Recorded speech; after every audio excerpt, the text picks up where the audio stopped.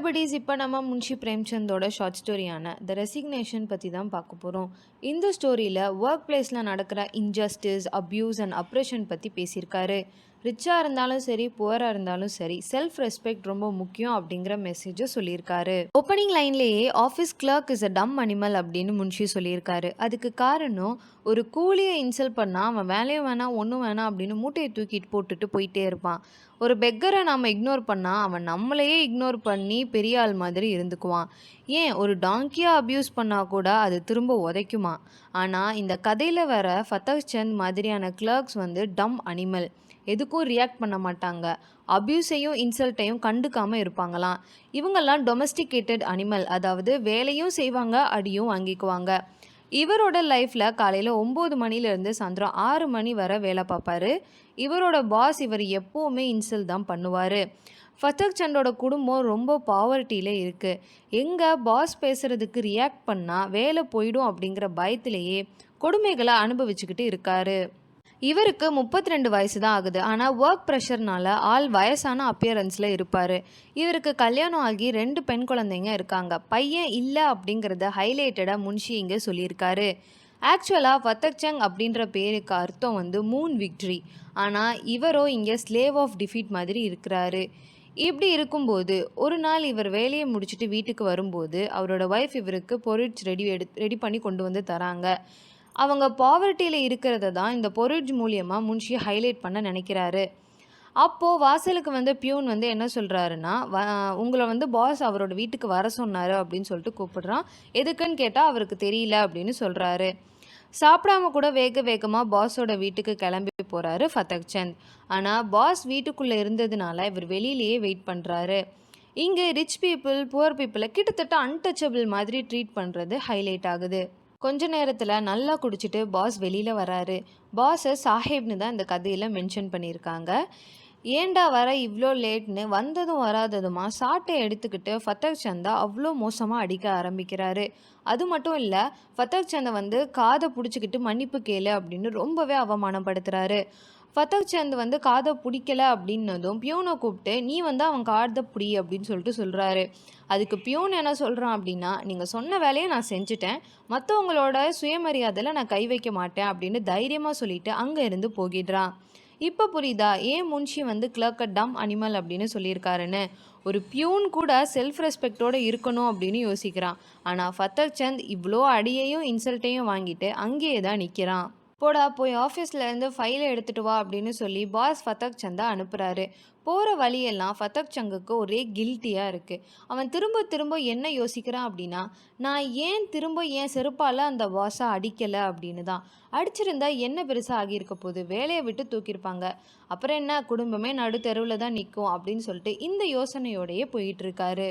ஆஃபீஸ்க்கு போகாமல் நேராக வீட்டுக்கு போகிறாரு. ஏன்னா என்ன ஃபைலை எடுத்துகிட்டு வரணும் அப்படின்னா அதோட பேரை கூட சொல்லலை அந்த பாஸ். அவன் கிடக்கிறான் குடிச்சிட்டு நம்மளை அடிக்கிறதுக்குன்னே ஏதாச்சும் செய்வான் அப்படின்னு ஃபத்தக் சந்தும் விட்டுறாரு. வீட்டுக்கு வந்த ஹஸ்பண்ட் கிட்ட ஒய்ஃப் என்ன கேட்குறாங்கன்னா, என்ன வேலையாக பாஸ் உங்களை கூப்பிட்டாரு அப்படின்னு சொல்லிட்டு கேட்குறாங்க. அதுக்கு இவரும் அங்கே நடந்த எல்லா விஷயத்தையுமே சொல்கிறாரு. பியூன் செஞ்சதை கேட்ட அந்த ஒய்ஃப் வந்து அவர் எவ்வளோ பெரிய பிரேவ் மேன்னு தெரியுமா அப்படின்னு அப்ரிஷியேட் பண்ணுறாரு. பாஸ் அடிக்கும்போது நீங்கள் என்ன பண்ணீங்க அப்படின்னு கேட்குறாங்க. அதுக்கு இவர் பொய் சொல்கிறாரு. என்னன்னா, நானும் அவரை செருப்பால் அடிச்சேன்னு தெரியுமா அப்படின்னு சொல்லிட்டு சொல்கிறாரு. இதை கேட்ட ஒய்ஃபுக்கு வேலை போனால் கூட பரவாயில்ல, நீங்கள் செஞ்சது உண்மையிலேயே ரொம்ப முக்கியமான ஒரு விஷயம், செல்ஃப் ரெஸ்பெக்டை நாம் எப்போவுமே விட்டு கொடுக்கக்கூடாது அப்படின்னு சொல்கிறாங்க. ஒய்ஃப் இப்படி சொன்னதை கேட்டதும் இவருக்கு கூட கொஞ்சம் கில்ட்டி ஆகிடுது. நாம தான் நமக்காக எந்திரிச்சு நிற்கணும் அப்படின்னு சொல்லிட்டு பாஸை பார்க்க திரும்ப போகிறாரு. கையோட ஒரு குச்சை எடுத்துகிட்டு போகிறான் ஃபத்தக் சந்த். குச்சோட அவன் வர்றதை பார்த்த பாஸ்க்கு நம்மளை அடிக்க தான் வரான் அப்படின்னு தெரிஞ்சு போச்சு. அதனால மன்னிச்சுக்கப்பா, ஏதோ குடிபோதையில் பண்ணிட்டேன் அப்படின்னு மன்னிப்பு கேட்குறான். ஆனால் அதுக்கு ஃபத்தக் சந்த் ஒரே வார்த்தை தான் சொல்கிறான், குடிச்சிட்டு பண்ணால் தப்பு இல்லை அப்படின்னா இப்போ நானும் குடிச்சு தான் இருக்கேன் அப்படின்னு சொல்லிட்டு சுல்லுன்னு சொட்ட மண்டையிலேயே ஒன்று வைக்கிறான். அது மட்டும் இல்லை, எம்ப்ளாயியை இப்படி மிஸ்ட்ரீட் பண்ணக்கூடாது அப்படின்னு ப்ராமிஸும் பண்ண சொல்கிறான். அப்படி பண்ணுற வரைக்கும் சரி வெளுத்து எடுத்துடுறான். நீயே என்னை வேலையை விட்டு தூக்கலைனாலும் நானே வேலையை விட்டு போக தான் போகிறேன். நாளைக்கு என்னோடய ரெசிக்னேஷன் உன் டேபிளில் இருக்கும். அதில் என் ரெசிக்னேஷனோட காரணம் பாஸோட க்ரூவல் பிஹேவியர் தான் அப்படின்னு கொட்ட இடத்துல எழுதி வச்சுருப்பேன் அப்படின்னு சொல்கிறாரு. கடைசியாக தன்னோட செல்ஃப் ரெஸ்பெக்ட்காக நின்ன திருப்தியில் ஃபத்தக் சந்த் அங்கேருந்து கிளம்புறாரு.